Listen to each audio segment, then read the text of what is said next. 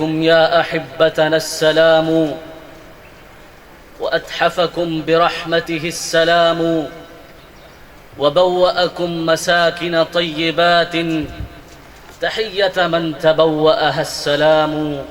فالسلام عليكم ورحمة الله تعالى وبركاته.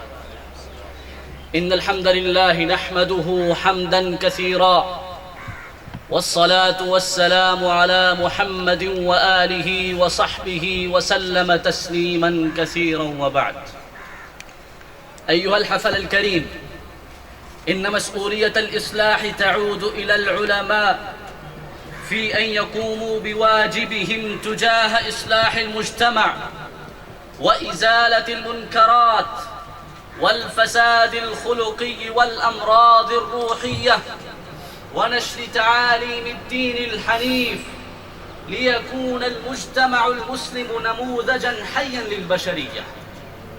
وقد أبان عدد من الفقهاء عن شجاعتهم وصرامتهم من خلال مكافحتهم لمظاهر التطرف والانحراف العقدي والانحلال الأخلاقي والسهر على وحدة المسلمين وتماسكهم والتصدي لكل ما من شأنه أن يزعزع أمنهم واستقرارهم.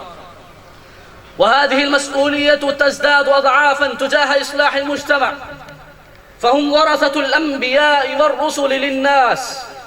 وإن المجتمع المسلم اليوم لا يحتاج إلى بيان ما ابتلي به من فساد خلقي وخلافات فروعية ومشاكل متنوعة، ومن ثم فلا بد من إصلاح المجتمع في ضوء ما جاء به الكتاب والسنة، والقيام بنشر الوسطية السمحة فيما بين الناس بأسلوب الحكمة البالغة والموعظة الحسنة، مصداقا لقوله تعالى: ادع إلى سبيل ربك بالحكمة والموعظة الحسنة.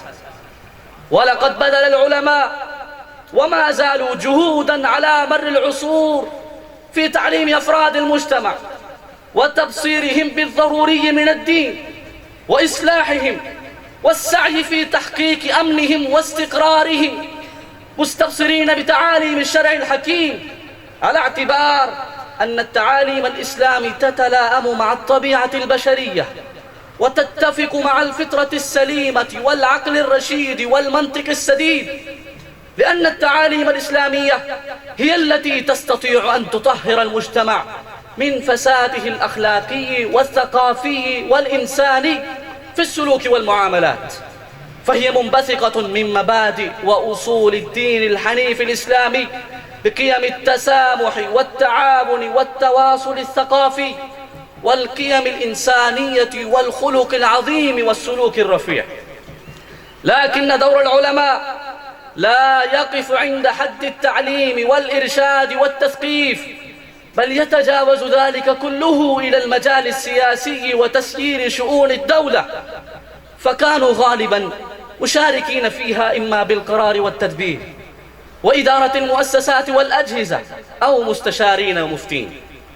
ومن العلماء من كانت لهم مواقف إصلاحية حميدة وإشارات واقتراحات سياسية عديدة، فقد خالطوا الناس واهتموا بشؤونهم وأجابوا عن أسئلتهم وقضاياهم بالمخالطة والوعظ والإرشاد والتربية والنصيحة المباشرة.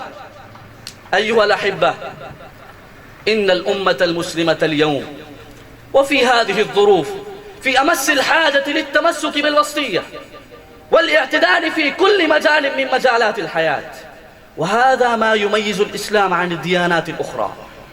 وإن العلماء المخلصين الربانيين هم الذين يقومون بإسهامات كبيرة في تعليم أفراد المجتمع، وهم الذين يبذلون جهودهم المكثفة والمساعي الجبارة في إصلاح الفرد والمجتمع، وهم الذين يوجهون الأمة إلى خيرها وصلاحها في شتى نواحي الحياة من شؤون وقضايا تتعلق بالدين والدنيا. إخوتي في الله، من أعظم مهام العلماء اليوم النظر في أحوال الناس من جهة أخلاقهم ومن جهة ما يجري بينهم من المعاملات، فيصلحون ما كان فاسدا ويصلون ما كان منقطعا. وفي المقابل نرى أنه ما فسدت الأخلاق والمروءات وشاعت المعاملات التي نهى عنها الدين في غير مبالاة إلا حين قل من يعظ الناس في ارتكابها ويبين للناس سوء عاقبتها. ومن هنا يتبين لنا أن العلماء لهم دور رائد في أحلك المواقف وأصعب الأزمات، حرصا منهم على الاستقرار الاجتماعي والأمن الروحي، وأن الدعوة لا تنهض بالأمة إلا علماؤها وفقهاؤها بعد أن يوحدوا صفوفهم ويجمعوا كلمتهم. وأخيرا أسأل الله تعالى أن يجعلنا من العلماء الربانيين الذين يقومون بدور الإصلاح في المجتمع. وآخر دعوانا الحمد لله رب العالمين. شكرا.